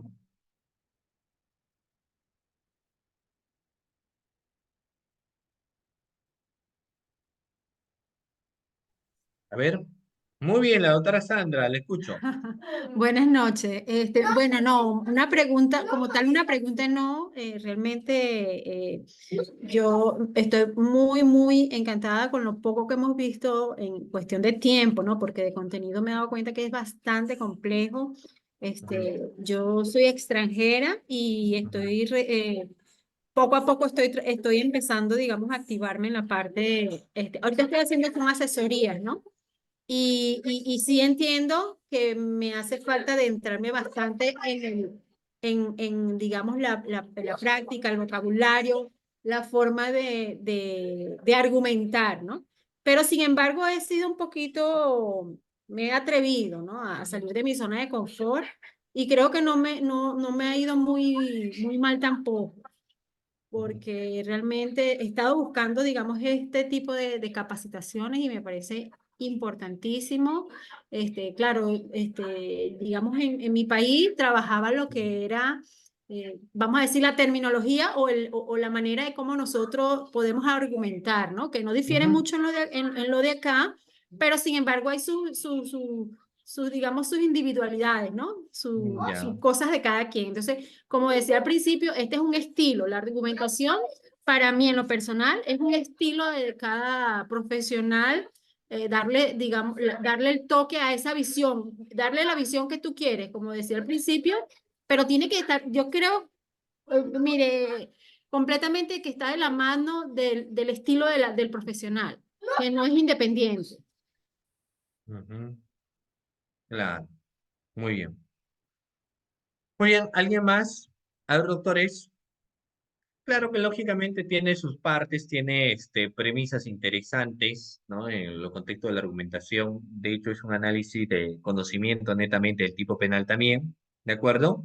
Y que resulta siendo eh, fructífero de una u otra manera, ¿ya?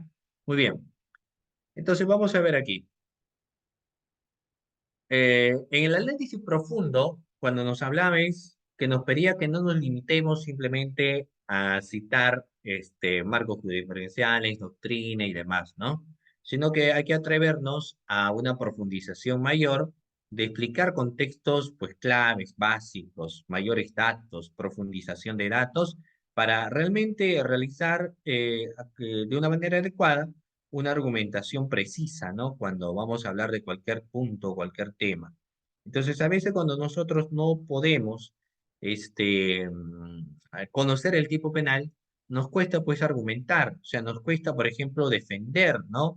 Va a haber un problemita ahí, pero hay que buscar pues solucionar. Luego tenemos, a ver con sus sabios, doctores, mucho cuidado. ¿Qué digo? Ya. Acá, por ejemplo, y en el caso de la persuasión racional.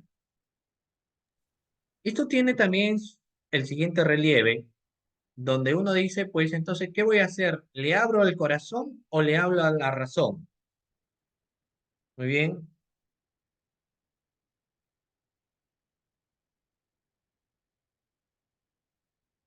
Miren, antes parecía que las personas lo que hablaban era al corazón y no a la razón. Por eso que en la audiencia uno empezaba pues a llorar, uno empezaba a hacer varias cosas, entonces pareciera que No quien puede lloraba pasar en la nada. audiencia, ¿no? Era el que tenía la razón. Entonces uno como que asociaba de esa manera, ¿no? El que llora más, entonces el que es quien tiene la razón, ¿no? Pero no es así, pues. Porque el hecho de que alguien llore ante los tribunales, ¿no? Diga, no, que estoy defendiendo el delito de violación, y a mí también me duele en el alma que pase eso, a mí también no me parece que sucede tal cosa, entonces sería como hablarle al corazón, al juez. Y el juez, pues, no va a ponderar el hecho de ver y decir, ah, no, entonces le está hablando al corazón, si está llorando, seguramente lo que está diciendo debe ser verdad. Y no es así, ¿no? Como les digo, no es que se trata de hablarle, pues, al corazón, sino todo lo contrario. Hay que hablarle, pues, a la razón. Y la razón es qué medios probatorios finalmente uno puede tener para poder, doctores, sustentar, ¿no? Nuestra afirmación. ¿Qué argumento sólido nosotros conocemos o quizás no lo conocemos, ¿no? Pero es importante tener en cuenta eso. ¿De acuerdo? Muy bien. Ahora, los medios probatorios, entonces, como hemos señalado, van a reforzar. A veces el problema está de que podemos tener los medios probatorios, pero no sabemos cómo vamos a argumentar. Y eso es un punto clave también, ¿ya? Claridad y concisión. La claridad es esencial en la argumentación jurídica. Utiliza un lenguaje claro y conciso para transmitir tus puntos de manera efectiva. Evita jerga excesiva y términos técnicos complicados. Acá pues como que le saca la vuelta a la argumentación como tal, porque la argumentación jurídica en realidad es técnica, ¿ya? La argumentación jurídica es técnica en realidad, ¿de acuerdo? Fíjense ustedes que al ser técnica, como la argumentación jurídica se tiene que llevar en contexto de juicios, te dicen, tiene que ser lo más sencillo posible. Tiene que ser lo más entendido posible. Y te van plasmando pues una argumentación de esa manera. Los aspectos de sencillez, ¿no? Cuanto más sencillo sea, será mejor. Pero esa sencillez tampoco significa de que nos vamos a apartar de la esencia misma de la argumentación. Siempre la argumentación tiene que ir, por eso les dije, con una explicación de hechos que sean creíbles inicialmente, fáciles de entender, con los fundamentos jurídicos que respaldan lo que señalamos y con los medios probatorios que tienen que reforzar lo que finalmente estamos señalando.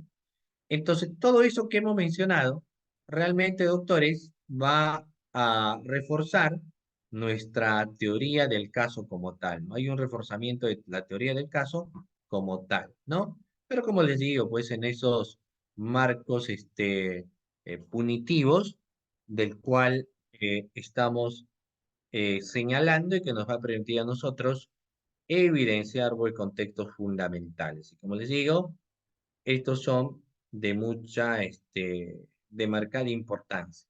¿Ok? Muy bien. Siguiente. ¿Se puede refutar la posición de la otra parte? Sí, porque como hemos señalado, cada una de las partes llega con sus teorías del caso. Existe una teoría del caso del Ministerio Público, existe una teoría del caso de la defensa. Finalmente, cada uno de los dos llega al juicio oral con sus teorías del caso distintas. ¿Va a existir confrontación? Sí, con las documentales que uno puede presentar y demás contextos, ¿no? Entonces, una buena argumentación no solo se enfoca en puntos fuertes, sino también aborda posibles contrapuntos. Es decir, no me puedo confiar en decir suficiente para ganar el caso con lo que voy a decir, porque tal vez incluso termina siendo insuficiente, porque tengo que tener, como les señalo, otros matices de argumentación que respalden finalmente lo que yo estoy señalando. Es decir, tiene que tener fuerza argumentativa lo que yo voy a estipular también, ¿no? Entonces, una buena argumentación no solo se enfoca en puntos fuertes, sino también aborda posibles contrapuntos, anticipa las objeciones que podrían surgir y refutarlas de manera lógica y fundamental, ¿no? Apelación a la ética y la justicia. En muchos casos, es útil apelar a los principios éticos y la noción de justicia. Se puede demostrar que su posición está en línea de valores ampliamente aceptados y que fortalecerá estos puntos, doctores, una adecuada argumentación. Bueno, entonces, antes de pasarlo al juicio oral, vamos a ver que argumentar entonces, doctores, es proponer uno o más enunciados llamados argumentos en apoyo de otro enunciado llamado conclusión, lo que en el desarrollo de nuestro proceso penal común vamos a llamarlo pues alegato de apertura y alegato de clausura simultáneamente, ¿no? Porque finalmente eso es lo que, digamos, en esencia tiene el grado de respaldar. El alegato de apertura inicialmente y luego pues empezamos haciendo mención de los alegatos de clausura que ahí también se van a tener presentes, ¿no? Y que todos son de una u otra manera esenciales para los tópicos o esencias de una adecuada, pues, argumentación. ¿Ok? Muy bien. Factores de la argumentación jurídica. ¿Qué es lo que tenemos? Teórico, insuficiencia de conceptaciones del derecho, práctico y la práctica a través de la esencia de la argumentación teórica para convencimiento del juez. Doctores, después de haber señalado este tópico, ¿dónde creen ustedes que con mayor frecuencia se ven los temas de argumentación? En el juicio oral, ¿cierto? En la práctica, doctores, donde uno por lo general empieza viendo más estas esencias de teoría de la argumentación jurídica, es en el juicio oral.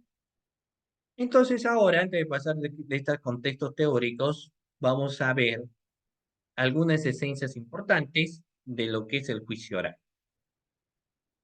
Y aquí yo les voy a preguntar, doctores, ¿qué entenderemos por juicio oral? ¿Qué es el juicio oral, doctores? A ver, ideas. ¿Qué es el juicio oral?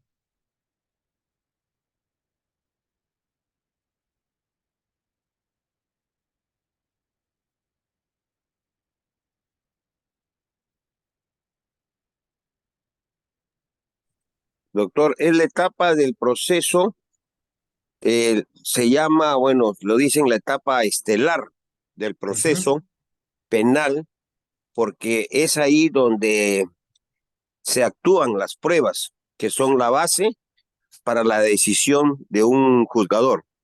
Ujú. Ok. ¿Alguien más? ¿Qué entendemos por el juicio oral?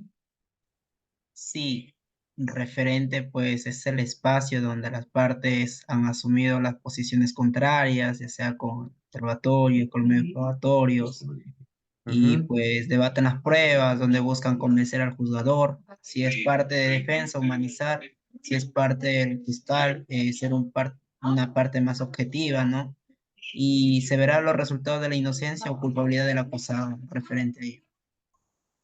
Muy bien, a ver, excelente, doctor. A ver, ¿alguien más que quiera participar y quiera señalar quién tiene o qué es la argumentación?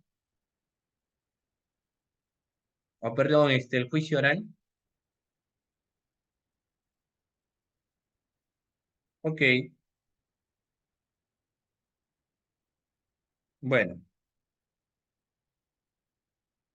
acá tengo otras marcos de conceptualización. Me dice la etapa judicial donde se debate probatoriamente la responsabilidad penal o no del acusado. Ok, es el espacio donde las partes han asumido posiciones contrarias y debaten sobre las pruebas en busca de convencer al jugador sobre la inocencia o culpabilidad del acusado. Es la última etapa del proceso penal donde debaten los medios de prueba documentales si es muy sido culpable o inocente. Es el último paso del proceso, nos dice por acá también, ¿no? Ok, muy bien. Entonces vamos a ver, doctores, lo siguiente.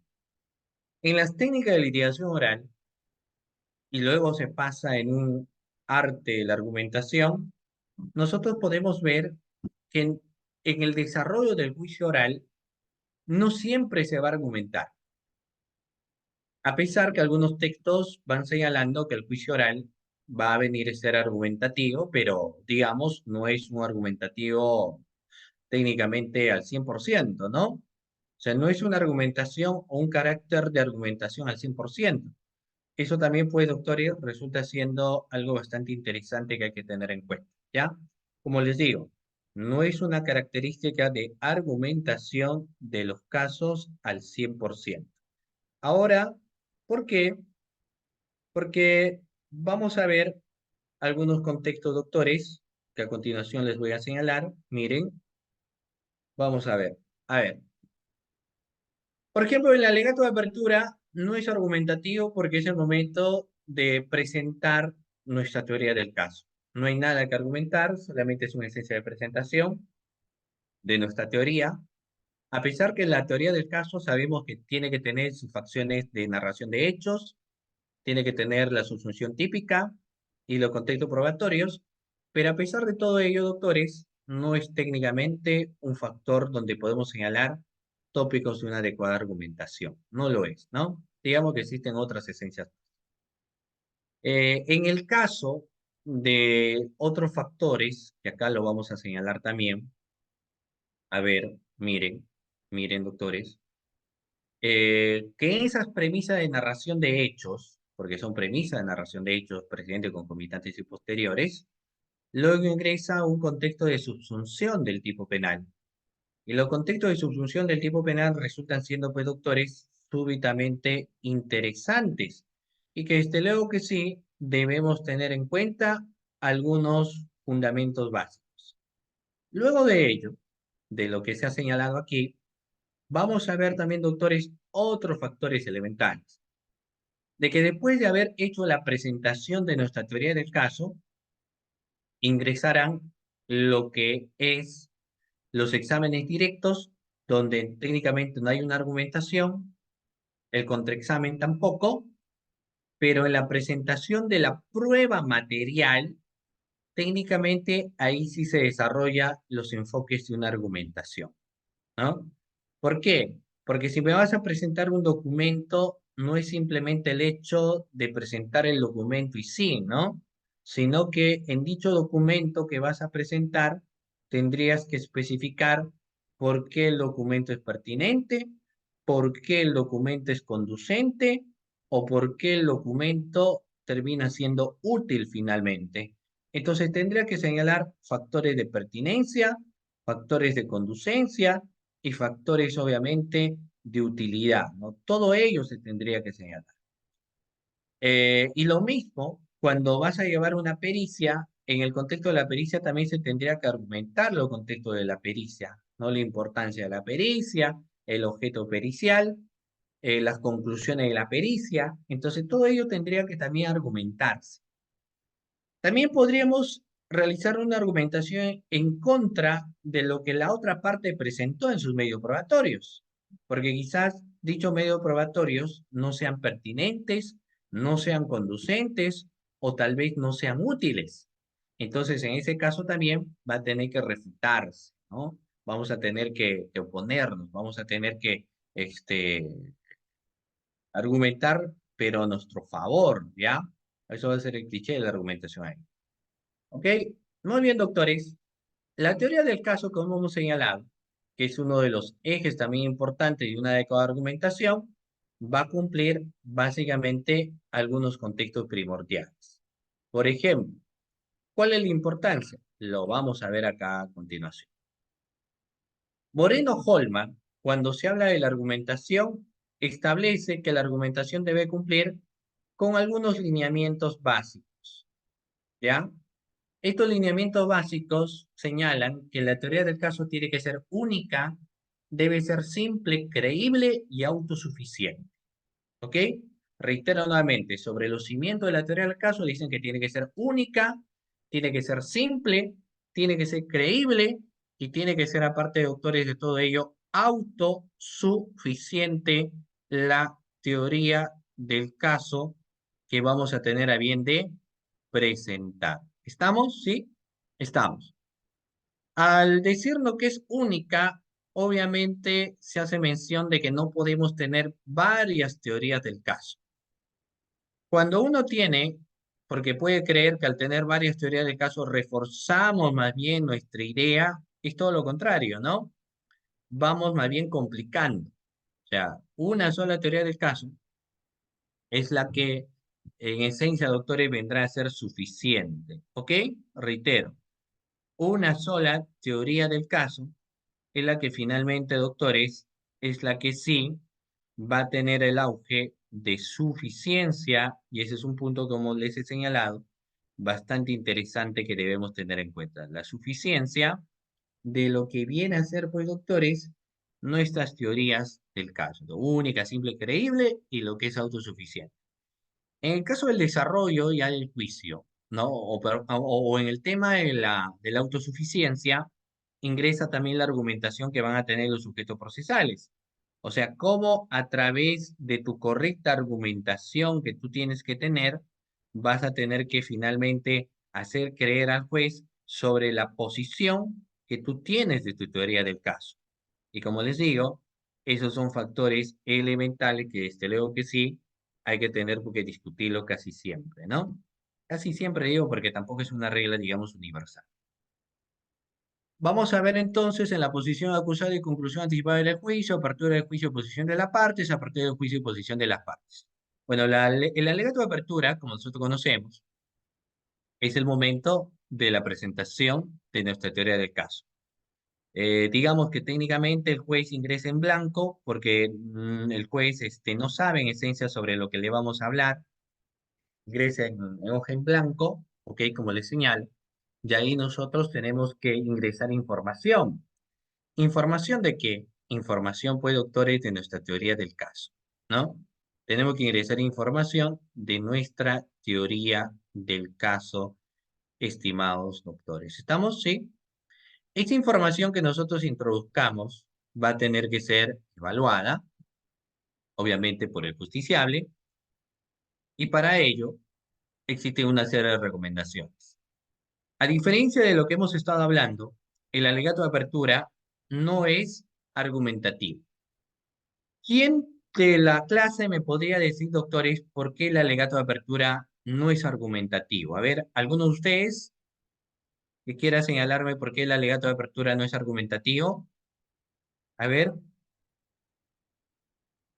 ¿por qué el alegato de apertura, doctores, no es argumentativo? A ver, ideas, participaciones. ¿Por qué el alegato de apertura no es argumentativo? Porque yo de inicio podría creer y decir más bien, no, a mí me parece que es argumentativo, pero ¿por qué el alegato de apertura no es argumentativo? Muy bien, la doctora Jenny Osores. Adelante, doctora, lo escuchamos. Doctor, buenas noches. Sí, no es argumentativo porque es una especie de una narración en futuro, una forma de promesa de lo que se desea, de promesa no, perdón, de un deseo de lo que se quiere acreditar durante el desarrollo del proceso. Por eso no Muy, resulta ser argumentativo. muy bien, doctora. A ver, ¿alguien más? ¿Alguien más que me diga por qué no es argumentativo? La doctora lo dijo bien. A ver, el doctor Cristian, adelante, doctor Cristian. Sí, buenas noches, doctor. Buenas noches con toda la comunidad jurídica. Es correcto, comparto lo que comentó la doctora. Es, pues, acá el relato resumido, vas a abordar esos hechos, derechos, donde le va a permitir, pues, al juez formarse, no sé, una imagen, un corrido a seguir. Y es muy importante iniciar con una frase, ¿no? Para que se le quede al final al juez. De qué caso se está presentando, se está llevando. Por la carga procesal a veces se olvida de tu caso, pero cuando le agregas una frase ya se le queda, ¿no?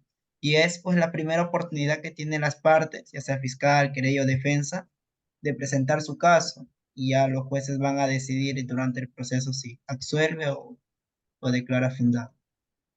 Ah, muy bien, excelente. Claro, entonces no podemos argumentar en el alegato de apertura porque básicamente nada se encuentra demostrado, nada se encuentra, como ustedes dicen, probado, ¿no? Entonces haríamos mal que de inicio nosotros pues queramos realizar una argumentación porque todavía no se encuentra nada probado, no sabemos lo que va a pasar más adelante, ¿no? ¿Podría variar esta situación? Sí, por supuesto que sí. No hay razones, existe siempre esa probabilidad. Ahora, hacemos una especie de promesa, decía la doctora, y eso es válido también, ¿no? Hacemos una especie de promesa de lo que se va a ver en el juicio oral, lo que vamos a ver en el juicio oral. Entonces, doctora, decía, el alegato de apertura, como estamos llegando ya a partes finales, no es argumentativo. ¿El alegato de clausura sí será argumentativo o no? ¿El alegato de clausura será argumentativo? Sí. ¿Por qué el alegato de clausura es argumentativo? Porque ahí sí hemos pasado por toda la actividad del proceso, ¿no? Al haber pasado por toda la actividad del proceso, ahora sí llega el momento en el cual nosotros podemos argumentar, ¿correcto? Llega el momento de la argumentación. Es decir, que se ha comprobado, que se ha demostrado, se llegan los tópicos de una adecuada argumentación. Pero ¿dónde?